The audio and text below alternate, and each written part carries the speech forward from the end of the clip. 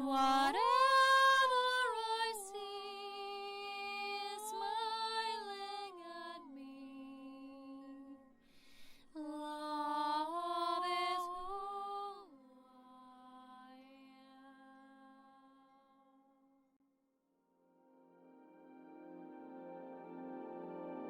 am. Hello there, beloved Ascension pioneers, and welcome to this month's energy update and Ascension, welcoming into our beautiful new energetic month of September. In this month, as you can see, I'm filming from my hammock, which is really specifically also to represent what this time really means for a lot of us, because you'll see what I'm going to talk about this month. Hammocks represent slowing down and really allowing ourselves to feel the pleasure, the bliss. And I've actually had this hammock since last year, but I've actually really more in depth started using it this year because I was going deeper into the sensation of just feeling alive and pleasurable as a human being. Because a lot of you as Ascension pioneers, as assistant volunteer souls, you might have felt for a long period of time that you don't belong to this planet, that your consciousness approach and how you perceive reality is not of the mundane reality of the collective consciousness, and you haven't always found a way to specifically translate that essence into human form so that it could also bring pleasure and joy to you, not just to the living worlds that you always so beautifully serve in your own unique way. So what this means is that as we've been going deeper, and a lot of us were called to have a more tranquil experience at this time because there was a lot of anchoring of different energies at this time. This summer, which I call in a way the summer of divine love, there was a lot of awakenings of profound inner child experience that is translating from the wounded inner human child to the divine magical child. So I want to start by giving you some of the astrological and energetic updates for this month so you can see what I'm going to talk about. So then we're going to move forward into what Spirit has to share with all of us, because I was already receiving a lot of the messages. And specifically this time is very much related to the essence of embodiment. And a lot of us were getting so deeply into our bodies. And we're going to see later what Spirit has to share about this. But I want to start about giving you some of the notes that I have here about this month. So I've been tuning into the World Wide Web not as frequently as I used to. So this whole summer for me was one big game of plugging away from everything, from every source, even from other human beings, and not in a way to become antisocial or not to participate in the world at large and in communities and communication with other people, but to really find that sovereign space before plunging into a new creation cycle that awaits us all. And the pivot point for that will be starting next month, because we will have a one energetic month next month, and especially next year in 2017. But September is a 9 universal month in a 9 universal year, which is a double 9 frequency. And every number is double, because when you add any number to 9, you get back the same number. So a lot of astrologers, I think, I don't watch much these videos and so, but I've heard around 3 times, which is always a synchronicity for me. If it happens 3 times, or if it's amplified 3 times, then it must be something that Spirit tries to tell us. So there's been this popular approach and view side that this current phase is actually going to be a good one, although we're going to have Mercury retrograde and the eclipse season, but it's actually going to bring us a new lifting off phase, which is going to feel more positive than the kind of changes that we felt previously with all the retrogrades and stellar planetary alignments. So a lot of these astrologers were saying that this is actually a very good kind of retrograde. So we have a 9-month, which is a completion within a bigger completion. So this whole year for us, for Ascension, we felt like we're kind of being not rushed, because divine love does not rush anything into being, into creativity. But we still felt this pressure that we need to change our old ways, otherwise we're going to be kind of like, we're going to be taken over anyway with this new, if you know what I mean. So a lot of us were all of a sudden starting to engage in new routines that before maybe we've been kind of putting off for a while and been saying, okay, next time or next year or whatever.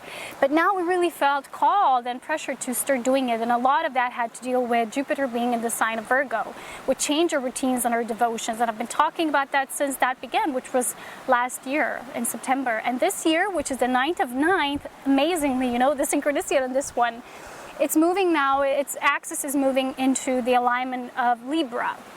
So if by this point we were really learning through our own devotion, and Virgo is all about healing, self-healing, wholeness, completion, devotion to our rituals, to our routine, because we need a little bit of that mundane to have also that extraordinary, which starts with the partnership energy and expanding into the outer world, which begins with the sign of Libra, the archetype of Libra. So, well, Jupiter moving into the nodes of Libra, we're going to have more of that shared experience in the world. And I know a lot of you, as I have sessions with you, I have communication with you and myself as well, we feel in a way a lot of times, and now we want to share our experience because it took us so long to develop who we are. Now we're just, we want to share this. We want to share the awesomeness. We want to share our pillar and what we've achieved within ourselves and use it in a triangulation third energy kind of experience, which is divine partnership. And I've been talking about divine partnership for so long, and I know a lot of you were like, when is this going to happen? But it's not about when it happens. It's about us developing the right mastery, which we cannot cheat ourselves into. It's like we can't fake these things, right? So the thing is that when we were going through this summer, and maybe you've had some of the similar experiences yourself, we felt a lot of the old ways of being really just like falling away one after another, and people as well, because if we want to manifest and make things happen from a false standpoint, from a false view, we're going to create more of that false. So it's like the universal force, the life force will show us the situations and people which won't have the ultimate effect for us. They will kind of give us more of the lessons of what we truly don't need, or it will bring us something, but it won't be a permanent creation. So with this 9 month, in a 9 universal year, this double 9 frequency, we're really called to expand our views, to make it more lasting, because next year there was a lot of channeling also about this, about what 2017 means for us. And a lot of us feel like something has to change, and we are shifting to that multidimensional perspective. So this month we will have, let me go through some of the things before I forget. So it's a 9 universal month. And like I said, Jupiter will go into Libra nodes and the 9th as well, which is 9th of 9th in a 9 universal year in a month, which is amazing. So it's really that call to change or be changed and transformed in a new way. A lot of you might have been getting messages of death, but that's not a literal death. Just this week I had a dream that I felt like I no longer belong here. There's nothing of value for me. So I was kind of preparing my leave, to go on to the next experience. And it's almost like I had this sense of, I don't need to be here. I'm going to leave. Like, I'm going to die. I'm going to go into the next mission, calling. And the thing is, of course, as always, this was metaphorical. It was meant to show me that the old is dissolving, because some of the things that we used to feel very joyful about before now, all of a sudden doesn't feel like that anymore. And that scares us at first, because, that period between something ending and something beginning is usually the worst from a human standpoint, because we feel like we now don't know what we used to know before, and we feel like so much of that confident self, which we already knew how things are going to go, and then it doesn't go that way. That humbles us, that kind of calms us down. It kind of creates this bridge between the hyperactive us and the us that's always like in steady devotion.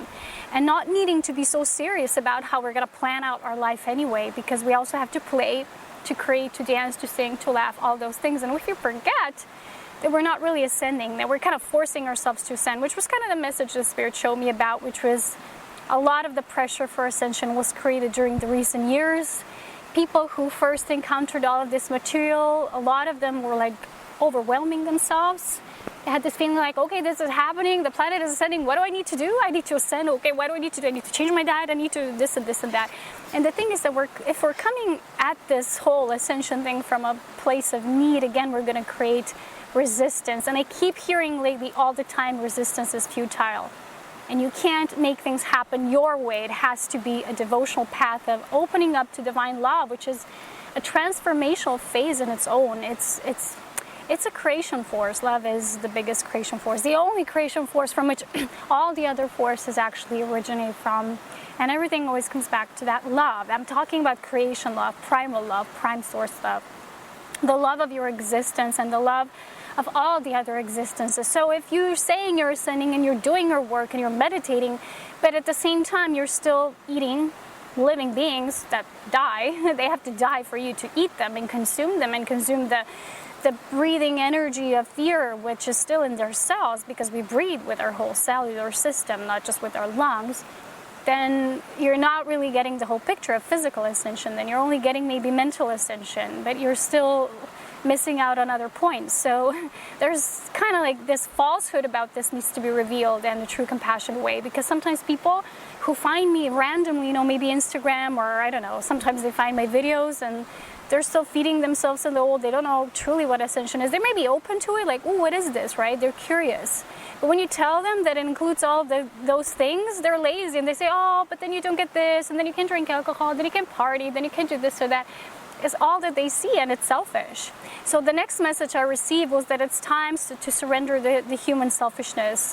When we sometimes have this feeling of, okay, this is the way I imagine, this is the plan I have for myself. And you have maybe a day or a month or your overall life's perspective that things have to go this way, and then they don't, and it's all about you all of a sudden. Well, this doesn't go this way, and da-da-da-da-da, and then you complain and you get this victim mode, and you start, kind of like becoming this martyr.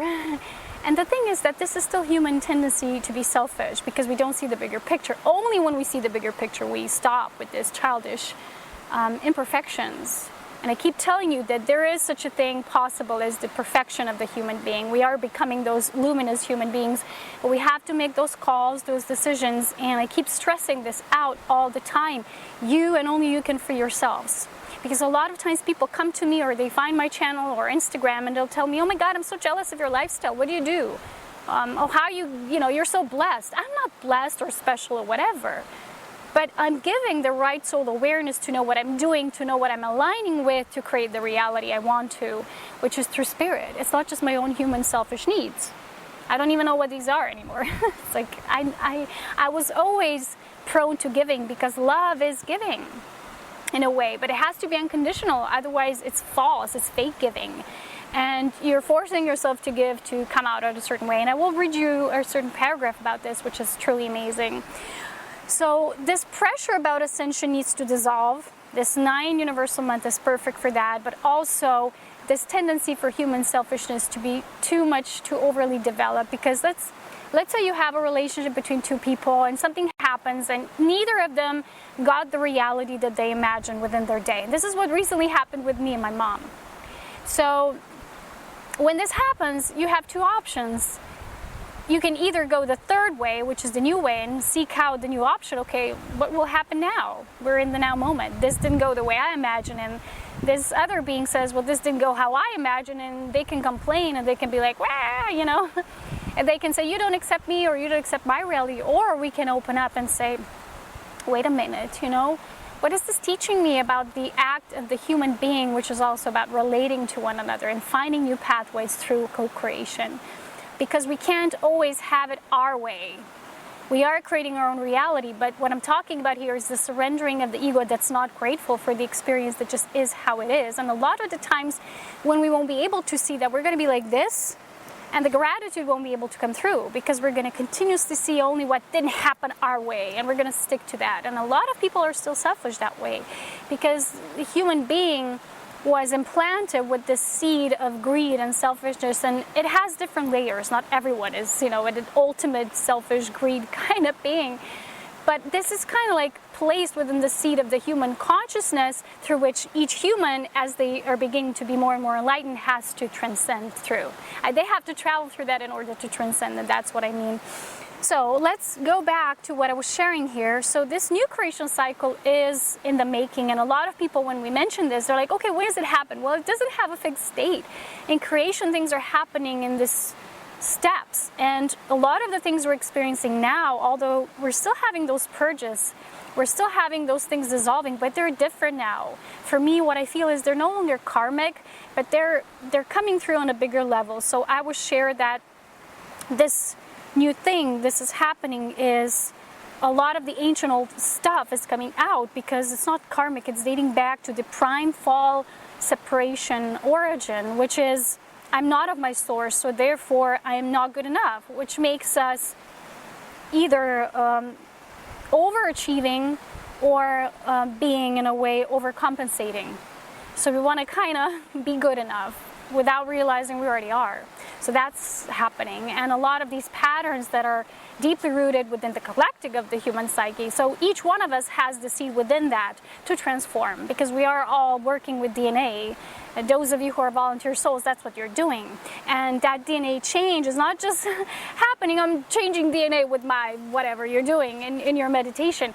You're doing it by having a physical experience of that patterning and that imprinting, and through your experience in any way you're being shared about through your soul, there's many different ways and methods, then you're able to transcend it, and that's how we are purifying and clearing that.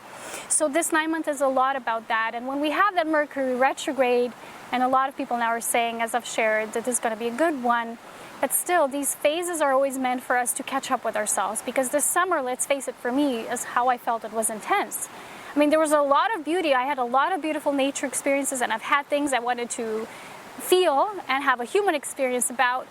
And still, the energy behind it felt intense, almost like a pressure to do all of that, because then the summer ends, or this happens, or that happens. Again, you see how the human mind was trained to, even when you're enjoying, you're already thinking of the next step, or you're thinking how this will end, or you're thinking what else you should be doing. And you know, there's a lot of reprogramming we set ourselves to do, and it's not an easy task as Ascension pioneers and volunteer souls, but we said we're going to do it. So for us, and I have always this experience, is this world of density can be too dense, or I'm even allergic to a lot of the things in this physical environment, and it's not an easy path for me always, but I make things work. So when it comes out on the screen and people are like, oh, this is all perfect, all laid out for you, you don't need to do anything. Well, people are wrong, because that's not how it is. I have to go through a lot of stuff to make things work, and it takes a lot of guts and courage and continuous devotion to stick with that, to stick with the truth, to be aligned with it, to proceed through all these things, and to be persistent and courageous about it. So okay, the eclipses are also influencing this a lot. We have the first one, which is a solar eclipse in Virgo in the 1st of September. And the second one will be a lunar one, which is a full moon. She'll be in Pisces. I think it's around 16th. So that happens, and Mercury will be 1 day before, or 2 days, I don't know. It will be the August 30th, which is just before the month begins. So we're just easing into it. I think it lasts around 22nd of September. But what's also influencing us is the final culmination of the Saturn-Neptune alignment, the square, which I talked about before, I think last year, sometime in wintertime, when this was really prominently beginning for us, which I talked about this as a means of getting us to truly embody our highest realms, our highest experiences, really bring it into form, because Saturn is, in a way, the Lord of Time, which is, it kind of contributes to us having forms. It's the physical world, and how we're going to get this at the root of our physical existence and our experience, and really getting through all the stuff that are, you know, wishy-washy, which can sometimes be that utopian and Neptunian energy, and move through it with courage and dedication and conviction. So that square is kind of like coming into a culmination now. We're going to feel that. And whenever the certain, because astrology works like, again, also in cycles. It's not like a fixed date and then it happens. It has its transits, right? So when this transit, usually it's like the last one, it can feel the most intense, because it's almost like the last squeeze. You know, you're kind of like washing a cloth, and the last squeeze, you're kind of like have most intensely done, because you want to get the water really out of it so you can make it dry. So sometimes we can feel pressured and squeezed, but it's what's necessary for us. And a lot of times when we experience those falls, we've always, in a way, find ourselves to rise further up after that. I've had, let's say, very few days when I actually, let's say I cried or I released something big. It's getting less and less, but when I have it, it can be intense, but then the shift, the profound shift that follows can be so fast, that almost instantaneous, because so much energy we've already gathered and assimilated within us.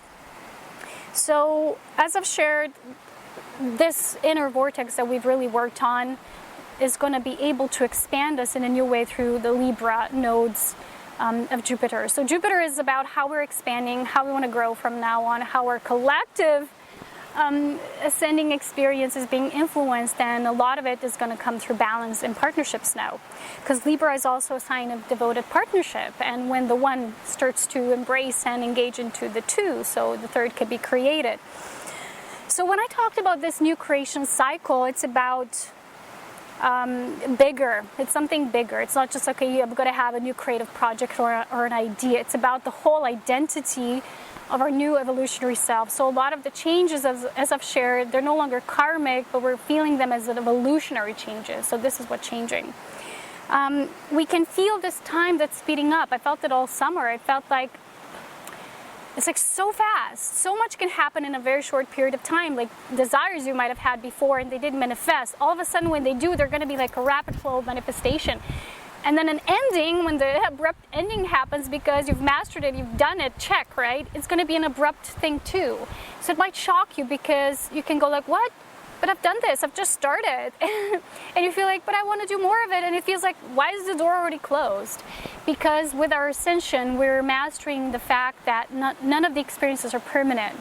I bought like this paddling self-inflatable boat this summer even. And the thing was that I had it once and I wanted to go paddling then again, but it just didn't happen. And I said, okay, maybe next time or whatever. But it's almost like the instantaneous experience that I needed from that shifted me and shifted what my inner child needed. So then it was already like, okay, next thing. And what's the next thing?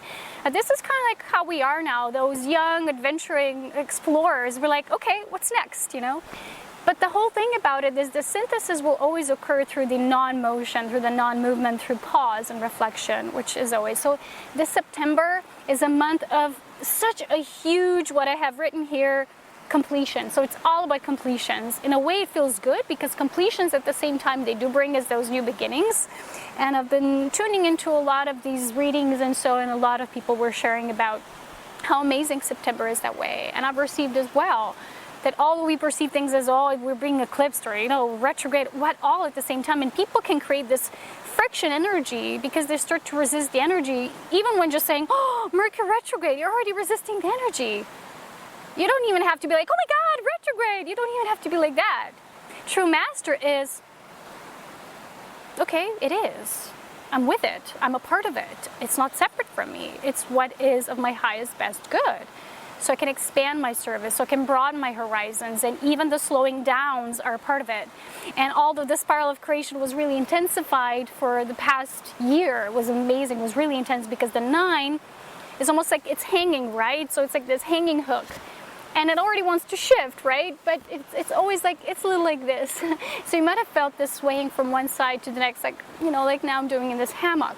But remember that there's an infinite loop that's really causing us to be in that spirit alignment because it's always moving like this. In truth, it goes like this.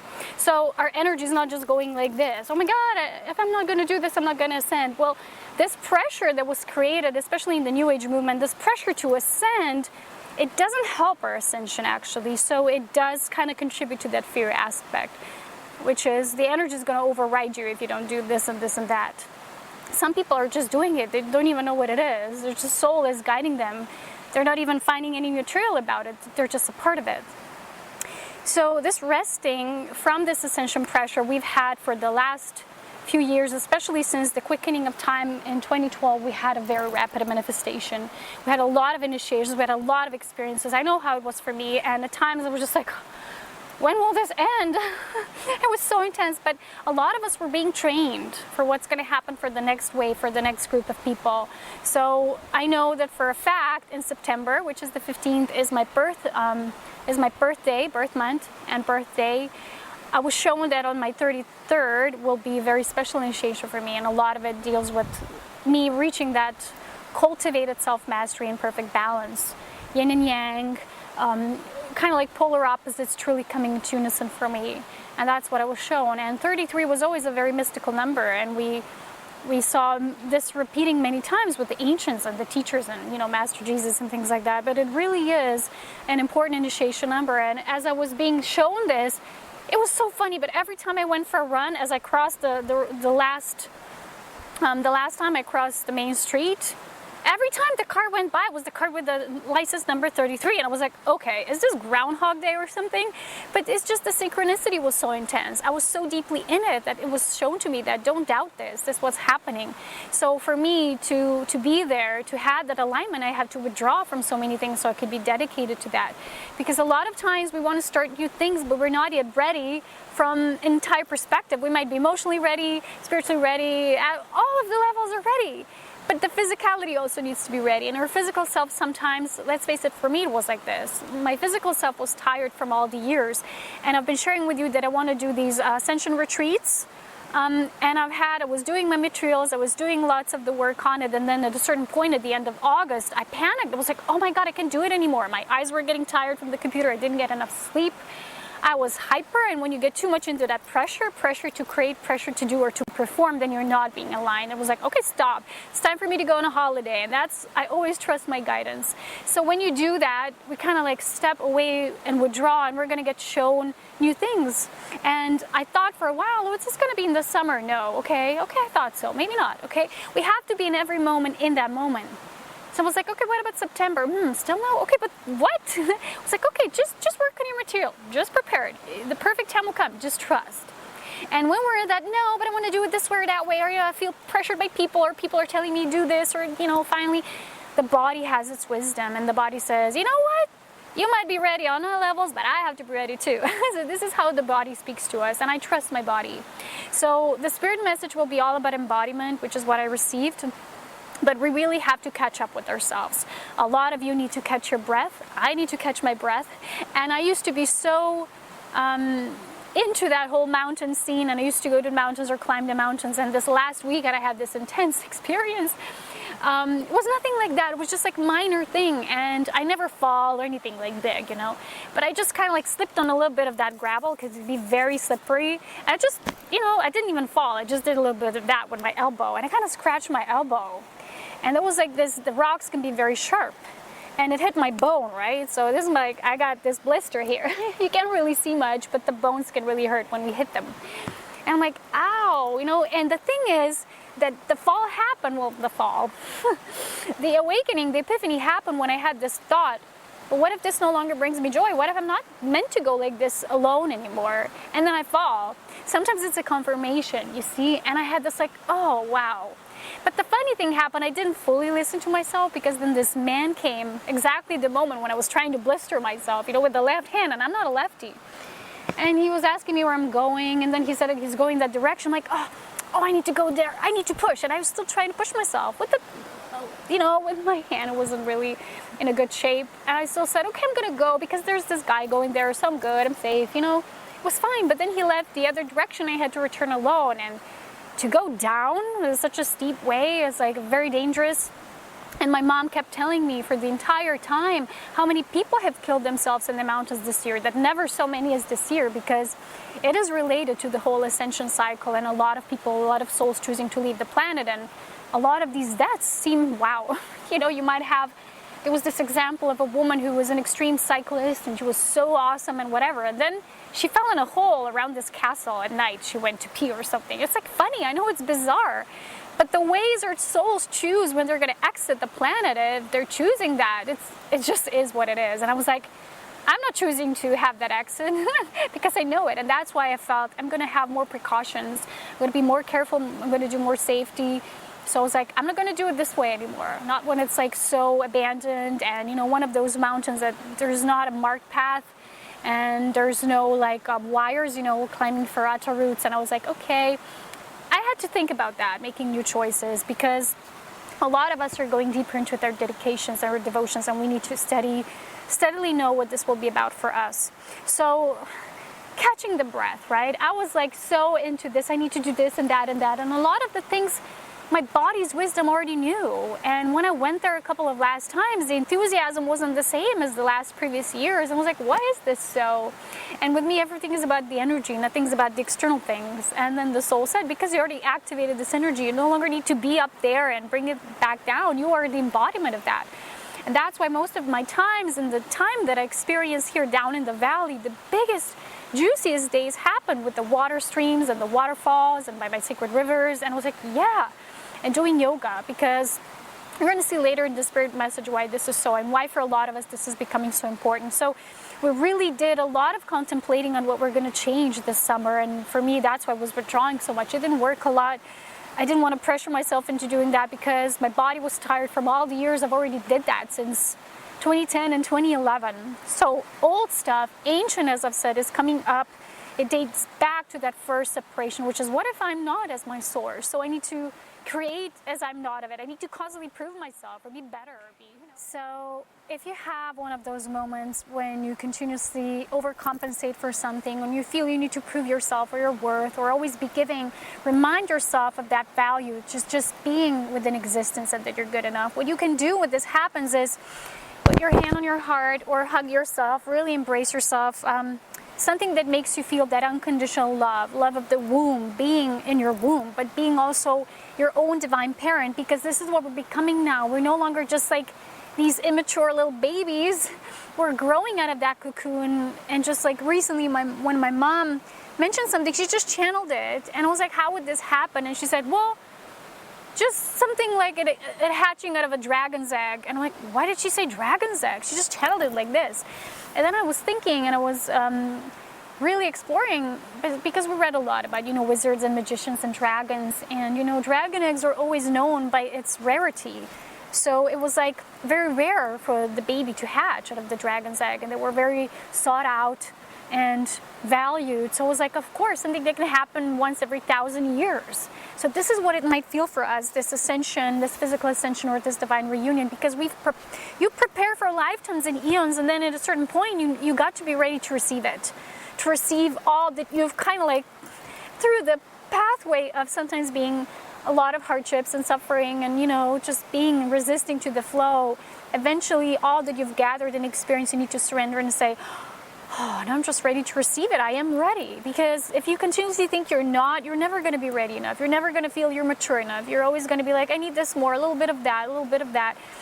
It's an ongoing, and this is what creates this constant need for that motion, for that hyper being. And I know, sometimes I'm like this myself. You know, we teach what we most need to learn. But it's about the fact that it is time, and it can happen, and it is happening for a lot of us. It's not something that just falls out of the sky.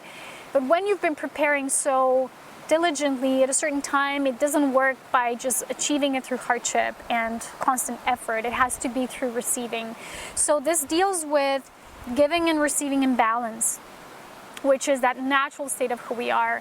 And when you do that exercise, calming yourself down, and when something within you says, but I also need to do this and this and this, or you're comparing yourself with other people. I have a lot of people who say, oh, my lifestyle is not like yours, or oh, we're different, or whatever. We're constantly comparing. Comparison truly is such a detriment to the human joy, because it constantly creates this feeling like you're not good enough, or you're not like someone else, and you're not of source. So that person you see, maybe they're good or they're deserving and they have this lifestyle you want. Well, you need to create your own desires. Your soul already has them. They're written within. You just need to remember them. And it might not be everyone's dream to live in the Alps like I do, but when people see it, they're like, oh, it's so pretty, it looks so pretty. Well, it might look like pretty in the pictures, but it also has its things and challenges. And, you know, especially in the winter time, it's not for, I always say it, it's not for everyone. And some people would just be bored here, and people just see it in the summer like, oh, it's so pretty, but you really need to be devotedly knowing, I know why I'm here, on all levels.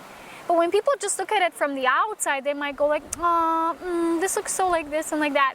And when I've had this voice within myself, or when I watch people who are more in the tropics, right, I was like, oh, look, they had the beach and this and that. But then I remembered my soul, and my soul loves the mountains. And of course, I might be happy there for a week. And then I probably get this voice which says, something's missing, you know? It's like you need to know your own value in choosing and what is really aligned with you. Don't go out for something that might look fancy on the outside, but maybe it's not for your soul. Just accept your path as it is, and it's perfect. And this is what truly makes us be authentic and create an authentic lifestyle and ascending reality. So when you kind of calm yourself down, when you have a thought like that, bring yourself to the heart and say, I am divine worth. My worthiness comes from existence. I am my creation self. I am unconditional love. I am born through unconditional love. I do have divine parents, and yet I am also a parent unto myself. I am that, and I am that I am. Or anything like that, it works for you. And I especially recommend lots of deep breathing, pranic breathing, rebirthing. I don't know how these techniques are called, but I sometimes intuitively do it myself. I can feel that fire moving through the cells. And if you have one of those purges, like when you're crying or releasing or shedding and any kind of things, afterwards really try the crying technique, not the crying, the breathing. Well, maybe that's how I'm gonna call it my way. But the breathing technique, right? So one of my favorites is just put my hands on my heart, or just next to my body, and I go according to my own pace. And this is the very fast breathing pulsations, which is the forced kind of breathing. And I think Babaji's taught something similar, breathing yoga. Yeah, see? So you would go like, and you can do the, or slower. And sometimes the stress will be on the inhale. Sometimes the more stressed technique would be on the exhale, depends. And just trust your soul. But at this point, what you're doing is you're creating a lot of electricity in your body. And it's very good because the life force starts to move and you start to shift that pattern. So with any, people use these affirmations. With any kind of affirmation, you really need to put it in your every physical cell that exists. So with that breathing, you're kind of like accompanying that, what you're saying. You're not just looking at the book and going, I am this, I'm divine love, blah, blah, blah. You're going like, you're putting it into your cellular memory. Okay, so on this note of giving and receiving in balance, which is our new state of being as divine humans, I want to read us again. I've prepared a paragraph I really enjoyed recently from Soul Integration by Salva Kelly. I know a lot of you already read this book or are reading it, and some of you are in different parts of the world, don't have the capacity or the funds to have the book. Sometimes it is how it is, people tell me. So I prepared these paragraphs of what I really like to share with you. So I'm going to read what it says about the giving and receiving in balance, which I think is so important for all of us on this ascension path. And it's also about worthiness. Okay. Charity, selflessness, and generosity are attributes that spring naturally from a soul when he or she has learned love and compassion. There should not be any feelings of coercion or pressure to prove how kind and loving you are. It is not a beneficial choice to remain in a one-sided relationships because you feel obligated to give, and it is not more desirable or spiritual if you're constantly bailing out people emotionally or financially. If you find yourself frequently rescuing someone in one form or another, you probably have guilt and self-judgment about what it means to be spiritual. And a lot of this especially has been created in the New Age movement. Like I said, this ascension pressure, which we now need as ascension pioneers, as the first wave, we really need to release. And we need to set out those new outbreaths of creation that help us to just be in our natural state of giving and receiving in unity consciousness. If giving does not feel good, do not do it. Love and accept yourself even if you feel burned out and resentful about someone who is constantly begging for attention. This is not just about romantic relationships. It can apply to your children or to aging parents who need physical care, or anyone in need, or just the world at large. Giving more than you can energetically handle is one of the ways you can fragment yourself. If you frequently feel drained and there's no physical illness, disease, or entity attachment, you're probably giving your energy away out of a sense of guilt or obligation. The solution to ending the pattern of wearing yourself out trying to take care of people is to resolve to heal the caretaker personality within you and balance it with receiving. And a lot of volunteer souls, because of the whole desire and prime initiative to come here in our own way of serving, we can develop as a human this pattern, because on our human level we don't understand this. So it's our human mind that's catching up with our soul's bigger plan and grander perception. So learn to meditate, quiet your mind, and simply receive what the universe has to offer, whether it comes directly from God or through another person. Learn to ask for what you truly want from people and then receive it gratefully and gracefully. If someone refuses to give you what you want, bless them and send them on their way with gratitude, knowing that there's probably someone else who would be happy to fulfill your desires if it is your soul's advantage to have them fulfilled. So you see, there's nothing wrong with desires. People sometimes say, oh, it's selfish to have a desire. You're only enlightened when you no longer have desires. Well, you don't need a physical experience anymore in that kind of vertical alignment. And enlightenment, I talk about the illumined enlightenment, which is bringing that, becoming the divine embodiment of that enlightenment in the vertical sense as well, merge with our vertical self. I mean, horizontal with the vertical. I don't know why I always confuse the two. Sorry, English is not my main language. So often those souls to whom you're constantly giving are energy vampires. If you know someone who's continuously courting you and filling you up with his or her soul fragments, or constantly taking pieces of your soul into his or her body, do a soul retrieval process. If necessary, schedule time with that person and share your withholds. Let the other soul know that you're taking care of yourself and that saying no to many of his or her requests is not a punishment or judgment to him or her. Rather, you are simply reclaiming your lost fragments and energy. Before making any commitments to anyone, go within and see how the request really feels. Do what you feel what you feel light, clear, happy, calm, and peaceful when saying yes to someone? Or do you feel, cloudy, confused, anxious, drained, tired, and low energy? A lot of souls on the receiving end of no will later thank you for taking care of yourself instead of making a commitment you cannot do or do not want to keep. You do not accrue karma for taking care of your own needs. There is no cosmic scorecard keeping track of how much money you give to charity. Well, yeah, some people do it for those reasons. Or how much time you volunteer at the local food bank. If you tune into yourself daily, you will learn to find a balance between giving and receiving. Eventually, it will become obvious that they are part and parcel of the same movement of energy. Know that giving and receiving are more than just physical acts. When you share your ideas and visions for the new golden age and allow others to share their visions with you, you're contributing directly to the betterment of humanity. Also know that your ability to receive love and compassion from others gives them the opportunity to give, which in many cases takes them out of the self-preoccupation and self-pity, which again I talk about as it humbles us. It humbles us to give and to be seeing things with gratitude instead of being that cranky person who's never satisfied with anything. And sometimes you might shower someone with all the gifts in the world and they are not still not seeing it, and you're making yourself in that, like I said here, when it says you've developed this persona of being a caretaker, and you're like, I'm making people's lives better. We all have to, in a way, those who are volunteering, release this main patterning that we're kind of like responsible for others. We're just the role models.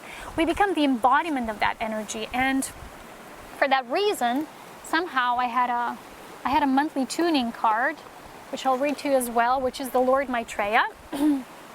And talks about us becoming those conscious seeds of life. So when you come to this point of when you really embody what I call the oversoul, overlighted luminescence of your being, you're just going to shine that out. You yourself will be the highest destiny manifest, so you won't need to work so hard anymore. You've worked hard to get here, yes, to release, to clear, to purify. But when you come to that stage, you can allow yourself to feel that this is enough. Because maybe you're not used to it. Maybe you're used to always doing something more and working hard, and then you're going to have to get used to it. There's a transition period into that. And the Lord Maitreya here, which I pulled, an Ascension card which I pulled for this month, is saying that it's all about the Great White Brotherhood, because he is the head of the Great White Brotherhood. The beings whose auras radiate the pure white of integrity and high intention, and I'm also of the white ray. Drawing this card suggests it is time for you to examine every area of your life carefully and practice purity of thought, word, and deed. So we can't cheat into mastery. We can't cheat our way into feeling better. Sometimes we're going to have moments when we fall, and I've shared with you before that allowing ourselves to fall is the pathway to being tall. Wow, it rhymes, right? What can you say? So you are asked to be an example of right living, for your light will then draw many to the Ascension way. So that in itself is the biggest purpose, because you just become like this magnet for people tuning in. But you're not responsible. You don't have to, people asking you for information, you already have a web page, you already have everything. And I've shared so much in my videos, and people still want me to personally explain to them, well, I can't do that. Well, have a session with me or whatever. But you can't do everything for everyone. If people get lazy, it's not our problem. We work so hard to achieve our own little sacred safe houses in a way. We did become that. We became the embodiment of what it is to be our home, the safe house, the keeping for the Ascension flame. So with me being of service, it's continuously feeding my sacred flame. So it's a loop. It's like it's like this. It's an infinity symbol movement. So it's constantly feeding me with more of that, then I have more to give. It's that kind of thing. So when you are the example of the right living, for your light will draw many to the Ascension pathway. Your reward is the peace that passes all understanding, and the joy of flowing smoothly on your higher path in life. And it will be your reward. You won't have to have that recognition from the outside, or people patting on your back, or you're so good, or you donate so much, or you do so much for others. It's not about doing so much for others. It's about being in divine service. These two are not the same things. To be of divine service is to be aligned with that higher calling, to the truth of unity. And whatever way you express it, you might express it with art, with dance, with music, but you're aligned with that. And it permeates through your entire being. It's not something like, I'm working hard to help I'm saving the planet. In the beginning, it might feel like that, but we still have kind of like the karmic dependency and attachment, and even how Sal explains here with the war. If we're still judging it, we're not compassionate and beaming out like people finding that resolve when it's time for them and just really wishing that for all and being in that space ourselves, and we still have kind of like a judgment within ourselves. So one last thing to read here before we go on to the spirit guidance is your karmic balance sheet. So they say here that even though we said that there is no scorecard being kept by a judgmental God regarding how much you give and receive, there is what this channel calls a karmic index. This is a useful gauge for keeping track of how well you're balancing the energy of giving and receiving. As perfect score is 100 points, that means you have finished all your karma and are giving and receiving in perfect balance.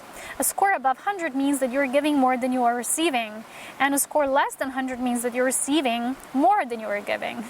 It is possible to tune into the Akashic Records and ask for your karmic index or schedule a session with any channel to give you an approximate number, but it's always best to not be told, but truly tuning and working to develop the higher self connection and then working diligently on our own awareness. So if your score is above 110, it means you need to reduce your commitments and start receiving more. So sometimes we think we're helping, but we're not really helping, because then it drains us, and we might have that feeling like we're doing a lot, but we're drained. So we're not kind of contributing on a higher sense to the cosmic balance. We're kind of just creating more of that separation, that there's not enough. So when we have that there's not enough, we want to overcompensate, right? Overgive. When we know that the abundance is not just resources, but that the abundance, that there's enough of everything, that the universe is infinitely abundant, universe says, pardon me, plural, then we will know that. We won't try so hard. We're going to understand that the life force is just already working through everyone in its own way, what they're choosing, providing for each on their own timeline, and lesson learning or ascending, it doesn't matter. It's just realizing that the true enlightenment in illuminated sense is having that compassion to be in that state. So scores below, let's say 90, it means you need to open your heart and give more. So I've talked about before about that selfishness, human tendency. Scores below 90 also indicate there is unresolved karma from earlier in this lifetime or in past lifetimes.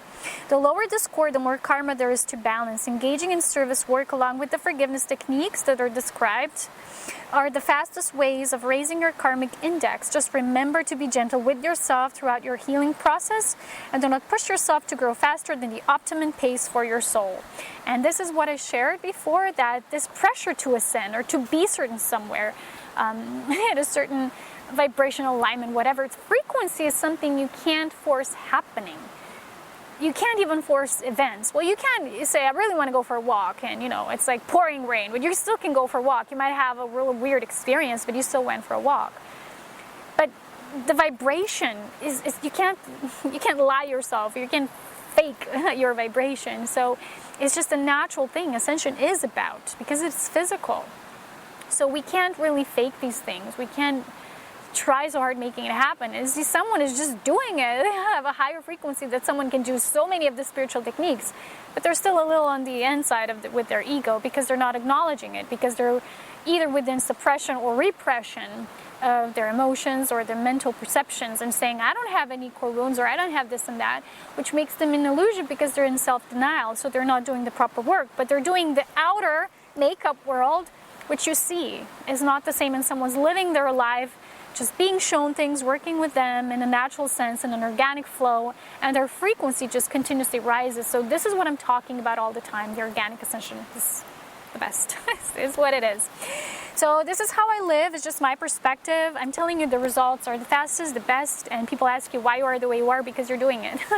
Because you're not faking it, you are simply living it. So that's it for this month, and now let's move on to the spirit message.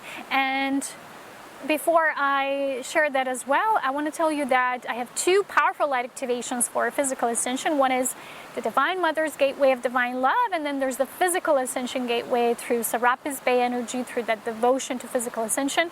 Together they create this beautiful balance of devotedness, and at the same time releasing and allowing divine love to bring us to create us how we are in truth.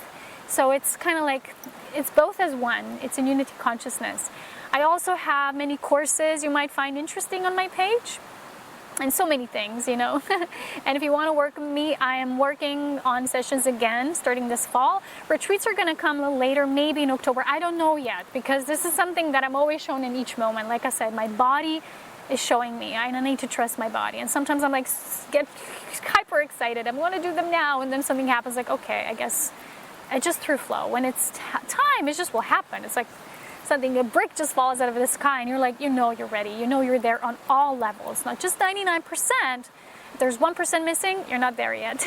So let's listen to our bodies. The embodiment message is all about what Spirit has to share with us. And if you want to, because a lot of people love this place, we've just recently visited the Crystal Cave again here in the Alps. We found some gorgeous, completely amazing high vibrational crystals. These are calcite crystals that grow here in the Alps. If you love my space and if you love the frequency, if you love my vibration of my dedication, which is the white ray of unity consciousness and physical ascension, you want to get a little bit of that triggered, and all the stones are infused with that, of course, because they are energy transmitters. So this is what I represent. If you like that, if you want to get activated this way as well, and if you love Crystalline Kingdom, let me know, and you can find those crystals on my page, Serapina Light, under the section called Crystals. So that's it. You purchase them there. You get a beautiful bundle of these amazing high vibrational crystals, and we're set to go. So thank you so much. I love you all very much, and let's see what Spirit has to share with all of us. So hello and welcome to the Spirit message for all of you on the path of physical ascension. As you've been feeling and tuning in, recently everything has become more and more about the physical embodiment of divine love. For divine love to flow freely in the physical human form without any sorts of disturbances and blockages, the physical agility needs to be developed. And that is why ancient yogis have been teaching us and the human history the practices of different kinds of yoga, from breathing yoga, from kundalini yoga, physical yoga, and many different styles of yoga. As you've been noticing, there is an increased dedication to the movement of what we call yoga in the new society. Within this, human templating is a desire to be more connected with our bodies, to learn to speak and communicate through our bodies, and to develop a spirit communion with the body. Because there was a disengagement with the human body for so long, now this longing to be returned in a flexible, physically healthy, agile body, and that is now returning. So for those of you who have been guided to develop your own yogic practices in an intuitive, graceful way, you've been seeing that through the dedication to the physical embodiment and the act of divine love really merging with our bodies, because we're not simply controlling our bodies or learning about our bodies, we're basically merging with our bodies. We are unifying with our bodies. And as you've been developing your own routines, you might have noticed that through this practice, there was a bigger engagement with life. Through yoga, which is not just a set of different poses and routines or exercises even, which is more like the knowledge of the awareness of our human form and how to translate consciousness through it, how to basically write our own stories through our human bodies. Our human bodies all have a different developed nature of how they want to move with life. Some bodies might be more physically agile or flexible in one way, where the other bodies might be more agile in another form. That is all about getting to know ourselves and our limits, because getting to learn and know and understand physical limitations is to learn where our soul actually wants to expand and what it wants to expand through, but without forcing it. So if you have been developing more of that embodiment practice and routine, you have probably noticed that through dedication to yoga, which is a way of living, it's a way of life, you have been shown more patterns, because when you dedicate to your body and you create a devotion to your physical temple, you can no longer hide things from yourself. You can no longer create illusions, because your body will show you where you still hold expectations to it, towards your physical experience, and of course to other people, to bring you that satisfaction, to bring you information about what works for your body and what it doesn't, which again brings us back to the yogic practices of these modern times, which are a stepping stone to what truly is supposed to reflect the new Homo luminous, the illuminated human being. There's very few human beings who are learning to engage with their human bodies in a very natural way, because there was this tendency to overcompensate with everything in the living reality in order to fit the norm. As we kind of create this, we actually go even further away from what is a true melding experience with our bodies, because we move away from that which is really important. So the more grace we incorporate in our bodies, the more our movement will become one simplified flow. It won't feel like a certain robotic movement from one phase to the next, because we, as an ascending human race, we're moving more through the motion that's being directed through us, which is almost like becoming as light itself and wanting to translate that light of creativity to our bodies. So because there was such a huge focus towards embodiment, a lot of the cravings within the inner child template was oriented towards having a physical body sensational experience. And a lot of the ways that our body used to experience through, let's say you held a templating for a certain kind of body templating that deals with very much strenuous efforts, or using a lot of activities with sports that also require external requisites and external apparatuses, so to say.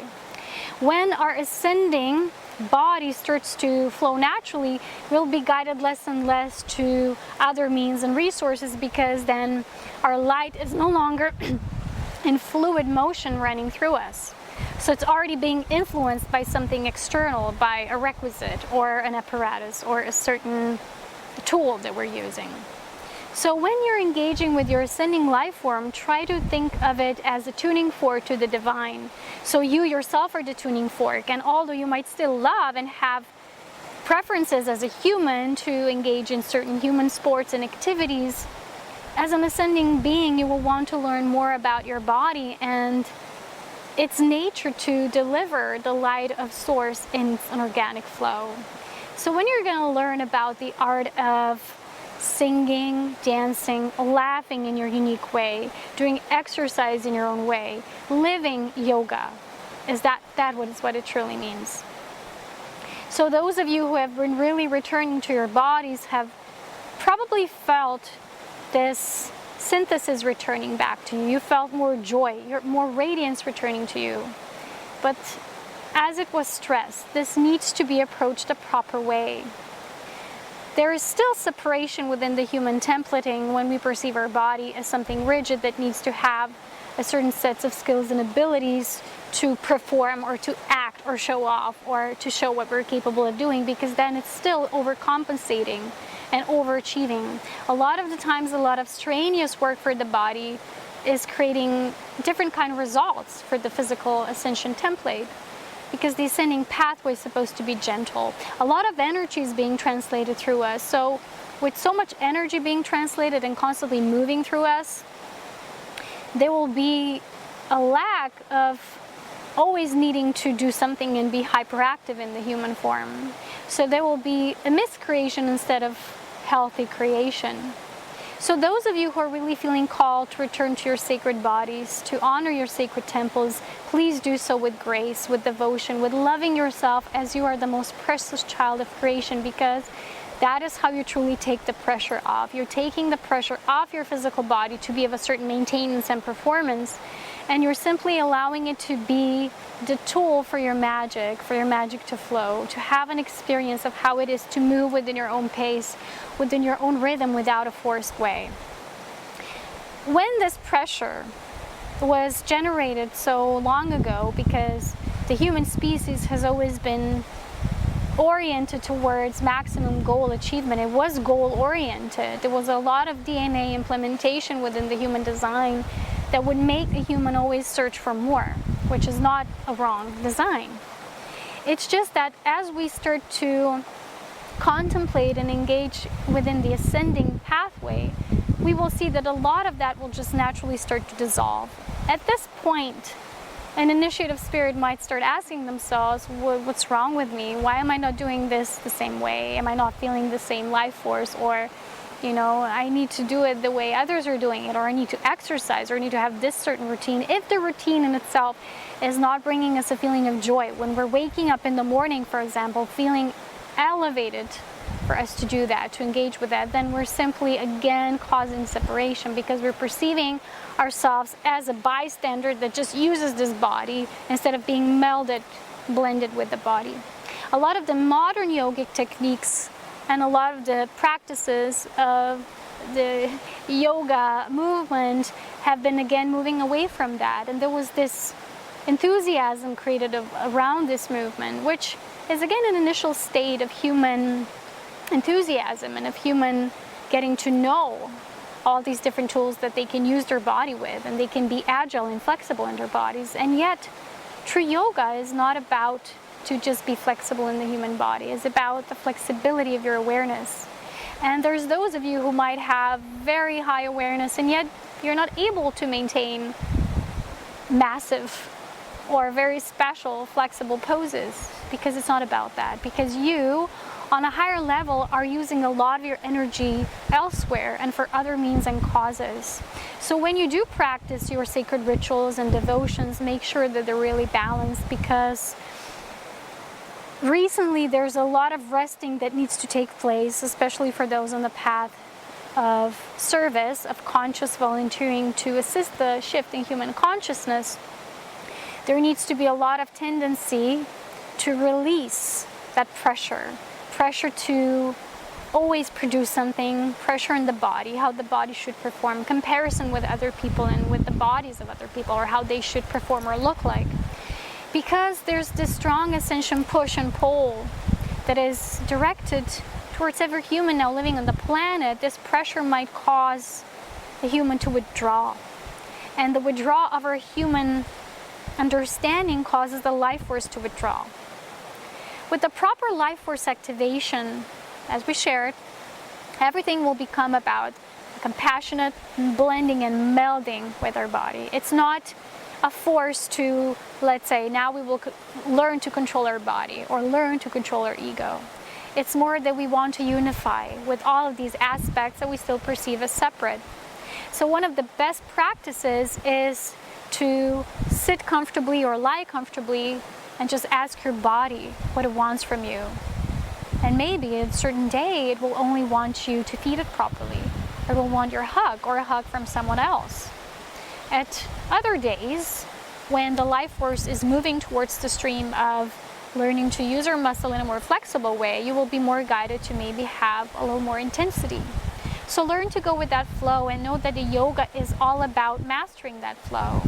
Not controlling it, but mastering it, so that we know that we are in the center, we're in the eye of the storm of what's always happening within us. You know that Buddhic consciousness, when the Buddha sits beneath the tree, and whatever movement is there outside of the Buddha still knows that is the Buddha. So the only difference between a striving or an aspiring yogi or yogini and the Buddha is that the Buddha knows itself as all of these templates and essences, and is always experiencing and implementing those essences that feel right in the moment. And with this implementation comes true soul integration, and that really brings the initiative spirit and the physical ascension aspirant to that balance point, which is always be with our body, not feeling that discomfort. And if there is a sense of discomfort, sometimes again it can be a pleasant one, because we're expanding and we're growing through our physical or spiritual muscles, and sometimes it's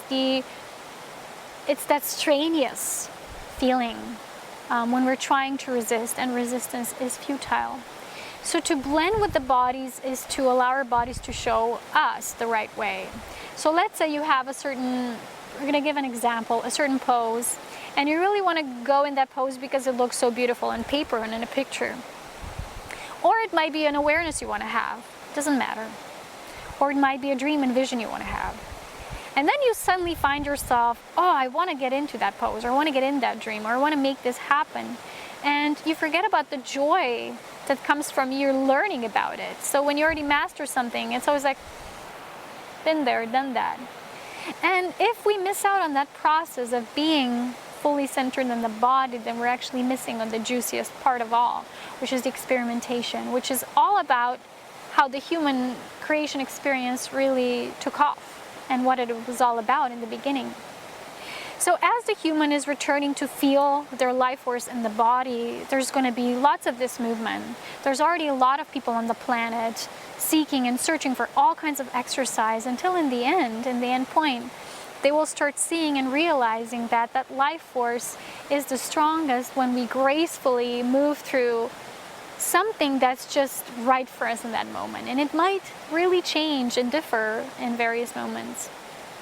So to sum it up, the synthesis of what it truly means to be a Buddha in a yogic sense comes from a knowing of what our body requires in each moment. And the more we get into our ascending bodies, the less we're gonna actually have the focus for things of the mental nature or any kind of nature that is kind of causing us to always think and ponder. When you go into the movement of your body, you're actually seeing how much joy you can have just by learning about your body. Ooh, the hand can go this way. Wow, I didn't know I can put it like this. Or just flowing and playing. It's supposed to be a play. If you don't feel like you're playing, then you're missing out on what this embodiment process should really be about.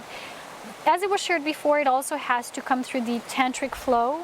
So when you generate energy, you know you're doing things right. You might cause a lot of energy to move into a more physical muscle, but you're not generating so much energy. So try to find balance between the two, which is something that humans are still learning. And as most of them are aspirants and initiates of spirit, that's just how it is in all life in creation. So when you will really become compassionate observers but participants and blending forces with your bodies, that's when you truly will become the masters of your physical ascending experience, the physical ascension as we call it. So love your bodies, have great compassion for your bodies, and know that some of the things that are leaving your reality as you're shifting more and more focus to your embodiment doesn't mean that you're doing something wrong because you're not interested all of a sudden in the spiritual or mental things, because your life force is now moving you towards really feeling how it feels to be in the body and what you can do with the body and how you can now engage this life force that you have been learning about mentally in an actual sense through the living art of the liquid light that is you. So we hope that this was joyful and pleasant for you as we bring you this information and the simplicity of the knowledge that always was and continues to be. So become your own master of the physical template of your creation self. Enjoy yourselves and have a beautiful time wherever you are and whatever pose and embodiment you're currently finding yourselves in. May you go forth in peace.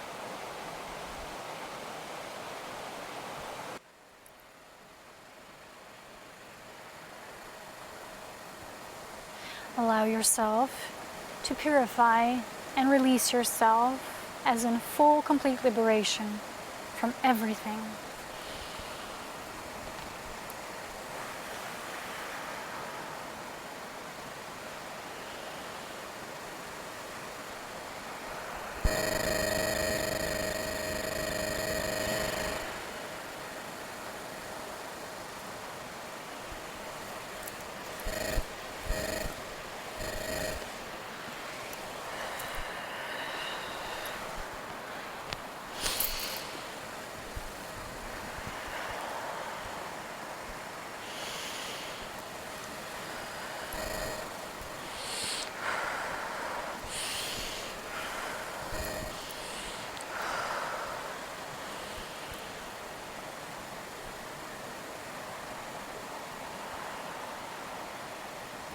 Atanai deva parasant eit ala armish nektar paranaitikes meshnet aratas eyalat armet arasantik et meshnet armes ord al jot eik miaranet meshnet arat paranek eit molanet mashnet karasai Halainin mantak meest, narek ist alavaranek ia avanti sart gemiest, ilarana mest niet arat.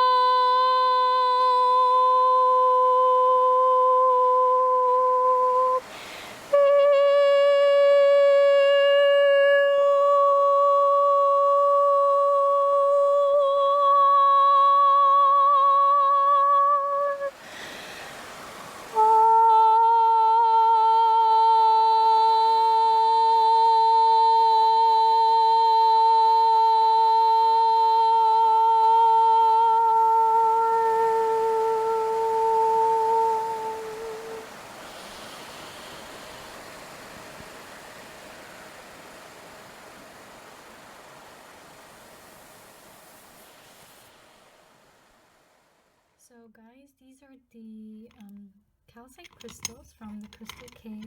These are the 27 that I have here in my sacred chalice bowl, and they're each very unique, very sparkly. And as you can see, they're completely natural. They're unchanged, which means that they're falling away on their own. They're coming through the gravel from the cave. You can see some of them have a beautiful translucency to them. And these pieces that I have here are from my sacred altar, but I have many more. There's a whole lot. So when we're guided, we kind of randomly take the trip to the cave. And whenever I work with these crystals that I just have them here, I just put my hand over them. They're really highly vibrational tools. So if you like the frequency that I hold from the white ray of the unity consciousness here in the Alps as a sacred creation pillar, this is my vortex spot here, yeah. You can get these crystals on my page under the link, the section called Crystal Shop. So these are the ones that were picked for me that I have here in the sacred chalice. Like I said, there's exactly 27 of them. Some of them have, like this one here, rainbow inclusions. They're very specific and very precious. Rainbow inclusions are kind of like where the light gets captured within them. So why 27 is because 27 is my own frequency. It's actually a number of divine love and unity consciousness. So the light is not the best right now, but if you can feel into the crystals, because it's not, I always say this, it's not how crystal looks, it's what you program them with. I mean, it's the essence of anointment that they carry. So I carry the anointment of the white ray of unity consciousness. So if you get these crystals, well, this one's very special, like a twin essence. So if you get them from my page, you will also get a crystalline gift. I always add a crystalline sparkle, like a fairy dust magic, which is a crushed crystal powder in a little glass bottle, pardon me. So that's how they look. Each one is very unique and precious. And now we've went almost through all 27 of them. So let's see. Oh, there's a beautiful diamond shape here. I'll start putting them here. Oh, this camera can zoom in. Not very much all the time, but either way, we're getting right to the bottom. Oh, this one's it's like a triangle. So they each have a unique shape, and I love that about them. I love these little diamonds, and I love how they're actually sparkly. I also put them in my art. I infuse them with the sacred light of the seraphim. So this is what my page is called, Serapina Light, because it does work through the essence of the creation angels and the holy seraphim frequency. So now we have all 27 out of the bottle. This is my precious chalice. As you can see, my beloved altar right here. And that's it. I hope you enjoy the frequency coming from these crystals. And just go to the section called the Crystal Shop. Welcome into my world, the world of the elven song, magical.